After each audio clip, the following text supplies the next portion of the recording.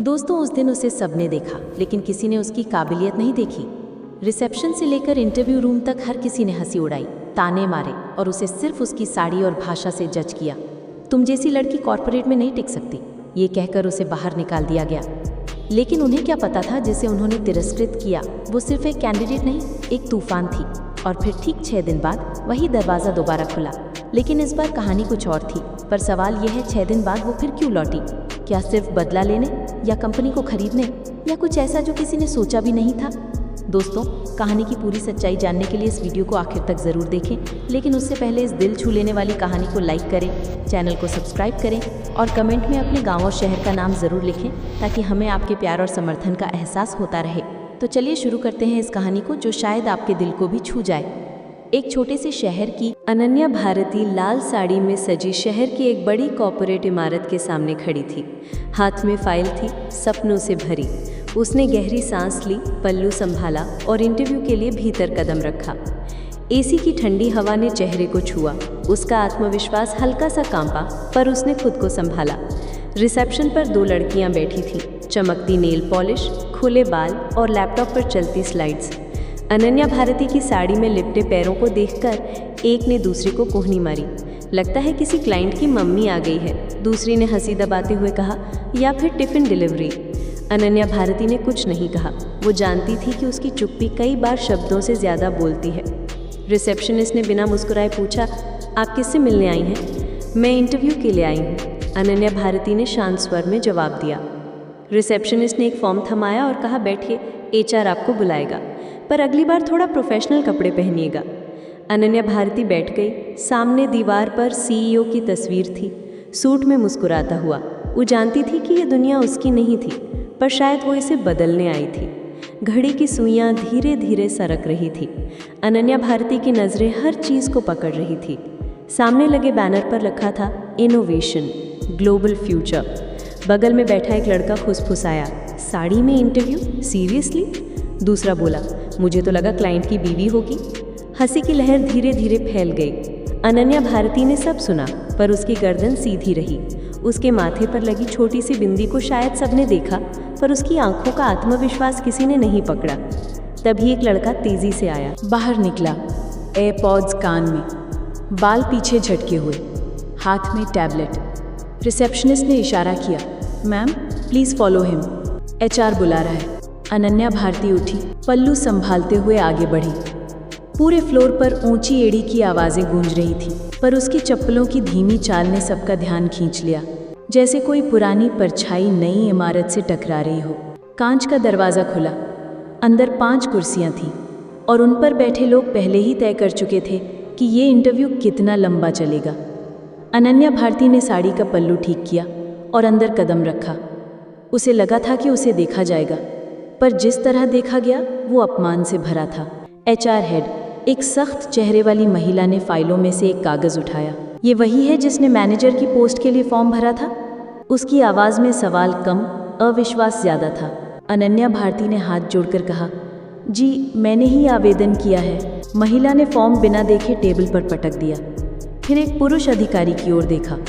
गहरे रंग का सूट, मोटी घड़ी और एक ऐसी मुस्कान जो सम्मान नहीं, शंका से बनी थी। ये पोस्ट क्लाइंट के सामने जाने वाली है, बाहर वालों से सीधी बात करनी होती है। आपको उसकी जानकारी है? उसने तंज भरे लहजे में पूछा। जी, मैंने पहले भी ऐसे प्रोजेक्ट संभाले हैं, अनन्या भारती ने शांत स्वर में जवाब दिया, पर किसी ने उसकी बात नहीं सुनी। एक अन्य व्यक्ति ने फाइल खोली, एक नज़र डाली और बोला, पूरा विवरण हिंदी में। आजकल तो बच्चे स्कूल प्रोजेक्ट भी अंग्रेजी में बनाते हैं। हंसी की लहर कमरे में फैल गई।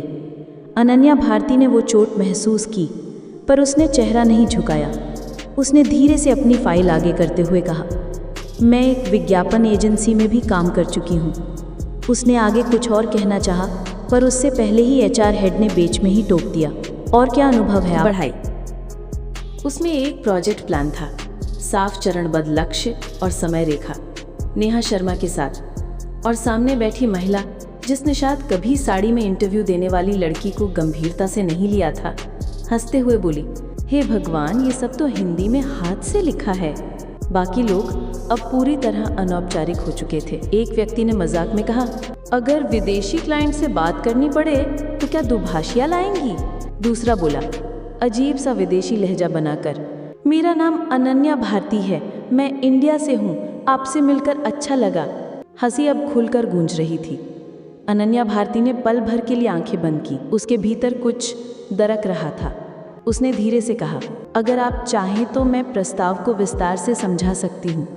पर अब कोई सुनने को तैयार नहीं था। वो अब सिर्फ एक उम्मीदवार नहीं थी, वो एक मजाक बन चुकी थी।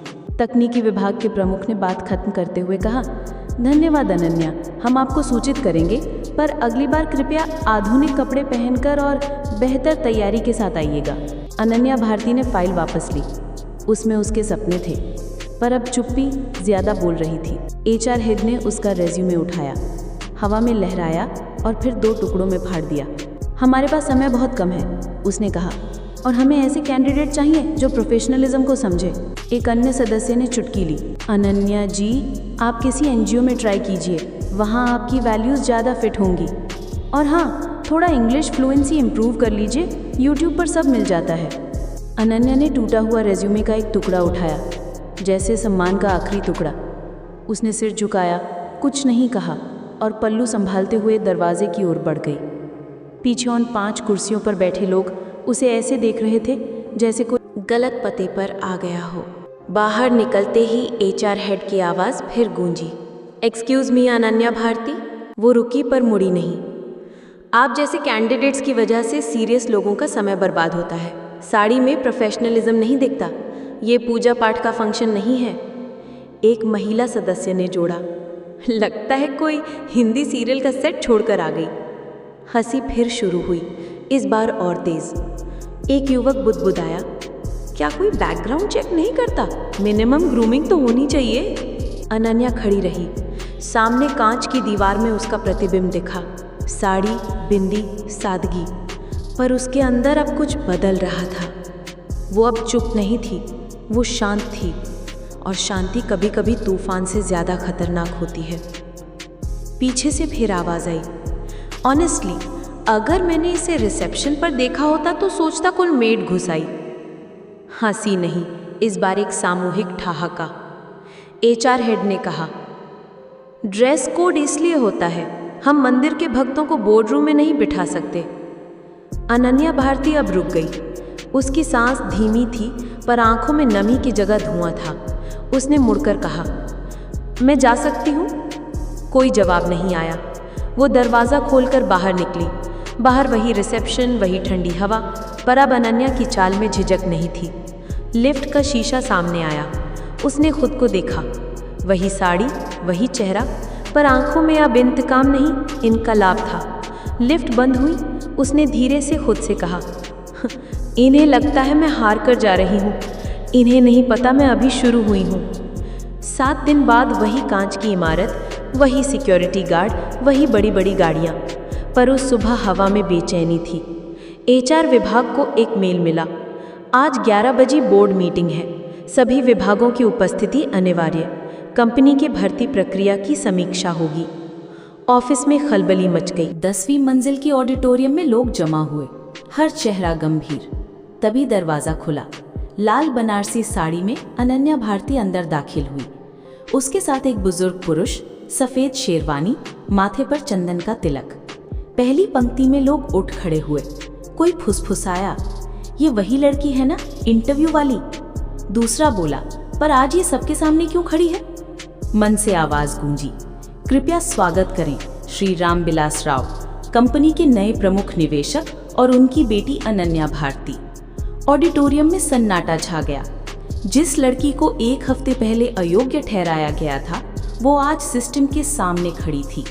अनन्या भारती मंच पर थी। उसकी आंखें किसी को घूर नहीं रही थी, पर हर चेहरा उसकी नज़र से बच नहीं पा रहा था। स्क्रीन पर एक स्लाइड चमकी, क्या हम वाकई काबिलियत की कद्र करते हैं? फिर एक वीडियो चला, वही कमरा, वही इंटरव्यू टेबल, वही 5 लोग, वही हंसी, और सामने बैठी अनन्या भारती ने साड़ी में, शांत आंखों में भरोसा।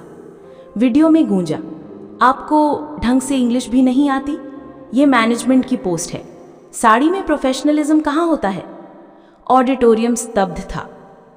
कुछ लोग नीचे देखने लगे, कुछ ने सांसें रोकी। एचआर टीम पीछे खड़ी थी, जैसे जमीन फट जाए और वे उसमें समा जाएं। वीडियो के आखिरी हिस्से में अनन्या भारती की आवाज आई, शुक्रिया, आपने मेरी परीक्षा पूरी कर दी। लाइट जली। अनन्या भारती अब कोई साधारण उम्मीदवार नहीं थी, वो एक आईना थी जो सबको उनका असली चेहरा दिखा रही थी। उसने माइक थामा। मैं जानती हूँ आप सब व्यस्त हैं, हर दिन सैकड़ों रिज्यूमे आते हैं, पर उस दिन आपने मेरे कपड़े देखे, मुझे कमतर समझा। आपने सोचा मैं कम इंग्लिश बोलती हूँ तो कम समझदार हूँ। मेरी साड़ी मुझे छोटे शहर की लड़की साबित करती है, पर आपने नहीं सोचा कि शायद मैं आपको परखने आई थी। कुर्सियां हिलने लगी। अनन्या ने कहा, मैं बदला लेने नहीं, बदलाव लाने आई हूँ, ताकि कोई और लड़की सर झुकाकर बाहर ना जाए। तभी रामविलास राव खड़े हुए। मैं आज एक निवेशक नहीं, एक पिता की तरह खड़ा हूँ। आपने मेरी बेटी का नहीं, सिस्टम का अपमान किया। ये इंटरव्यू आपकी आदत थी दिखावे पर विश्वास करने की, इंग्लिश को बुद्धिमत्ता मानने की। अब नया नियम होगा, भर्ती डिग्री या फ्लुएंसी पर नहीं, इंसानियत और योग्यता पर होगी। एचआर हेड धीरे से उठी, चेहरा सफेद, होंठ कांपते हुए। मुझे माफ कीजिए, उसने कहा, हमने आपको गलत समझा। क्या आप हमें माफ कर सकती हैं? अनन्या भारती ने जवाब दिया, माफी शब्द है, बदलाव कर्म। मैं कर्म में विश्वास करती हूँ। वो मंच से उतरी, पर तभी उसने फिर माइक थामा। आपको लगता है मैं रामविलास राव की बेटी हूँ इसलिए सुनी जा रही हूँ, पर सच ये है, इस कंपनी की 50% हिस्सेदारी मेरी मेहनत से खरीदी गई है। मैं सिर्फ किसी की बेटी नहीं, मैं खुद की निर्माता हूँ।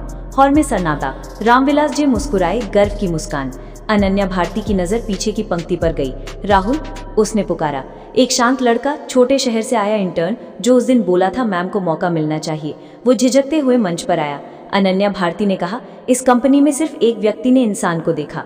आज से राहुल शक्ति इनिशिएटिव का प्रमुख होगा, जो छोटे शहरों के बच्चों को कॉर्पोरेट से जोड़ेगा। तालियां बजी, सम्मान की तालियां। अनन्या ने माइक फिर से उठाया। इस बार उसकी आवाज में एक नई गंभीरता थी। जिन लोगों ने उस दिन मेरा अपमान किया, जिन्होंने मेरी साड़ी, मेरी भाषा, मेरी सादगी को हंसी का कारण बनाया, आज मैं एक फैसला ले रही हूँ। हॉल में सन्नाटा छा गया, हर सांस रुकी हुई थी। उस इंटरव्यू में शामिल सभी 5 लोग और रिसेप्शन पर तंज कसने वाली दोनों लड़कियां, आप सब आज से इस कंपनी का हिस्सा नहीं है। ऑडिटोरियम में हलचल मच गई। एचआर हेड का चेहरा और सफेद हो गया। कुछ लोग एक दूसरे की ओर देखने लगे। अनन्या भारती ने अपनी बात जारी रखी, ये फैसला बदले की भावना से नहीं, बल्कि इंसाफ के लिए लिया गया है। जो लोग योग्यता को कपड़ों से, इंसानियत को भाषा से नापते हैं, वे इस कंपनी की नींव कमजोर करते हैं। उसने एक गहरी सांस ली और बोली, आज से इस कंपनी में नई भर्ती प्रक्रिया शुरू होगी। हम ऐसे लोगों को चुनेंगे जो ईमानदार हों, टैलेंटेड हों और सबसे बढ़कर जो इंसान की भावनाओं और काबिलियत को समझें। मैंने एक नया एचआर पैनल बनाया है जो अनुभवी और संवेदनशील लोगों से भरा है। वे हर उम्मीदवार को उसकी योग्यता, मेहनत और सपनों के आधार पर परखेंगे, ना कि उसके कपड़ों या बोली के आधार पर। हॉल में तालियां गूंजी, पर इस बार वे तालियां डर की नहीं, बदलाव की थी। अनन्या ने मंच से नीचे उतरते हुए एक आखिरी बार ऑडिटोरियम की ओर देखा। ये सिर्फ मेरी कहानी नहीं है, ये हर उस इंसान की कहानी है जिसे कभी नज़रअंदाज किया गया, जिसके सपनों को हंसी में उड़ा दिया गया। आज मैंने सिर्फ एक कंपनी नहीं बदली, मैंने एक सोच बदली है। वो उस दरवाजे की ओर मुड़ी जहां 1 हफ्ते पहले उसे अपमानित कर बाहर निकाला गया था। आज वही लोग सिर झुकाए खड़े थे।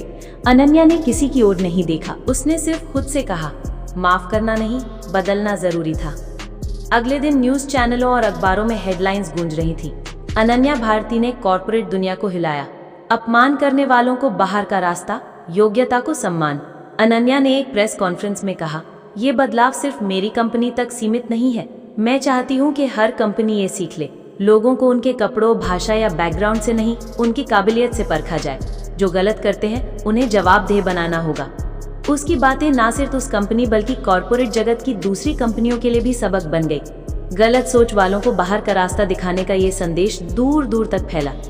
अनन्या भारती की साड़ी, उसकी सादगी और उसका आत्मविश्वास अब एक मिसाल बन चुका था। उसने सिखाया कि सच्चाई और मेहनत की आवाज को कोई दबा नहीं सकता। जो लोग दूसरों को छोटा समझते हैं, समय उन्हें सबक सिखा देता है, और जो अपने सपनों पर यकीन करते हैं, वे ना सिर्फ खुद को बल्कि पूरी दुनिया को बदल देते हैं। तो दोस्तों, अगर ये कहानी आपको अच्छी लगी हो तो इस वीडियो को लाइक करें और ऐसी और कहानियां सुनने के लिए Ananya Bharti inspired YouTube channel को सब्सक्राइब जरूर करें। तब तक मिलते हैं हम आपसे एक और प्रेरणादायक कहानी के साथ। तब तक आप अपना ख्याल रखें। धन्यवाद।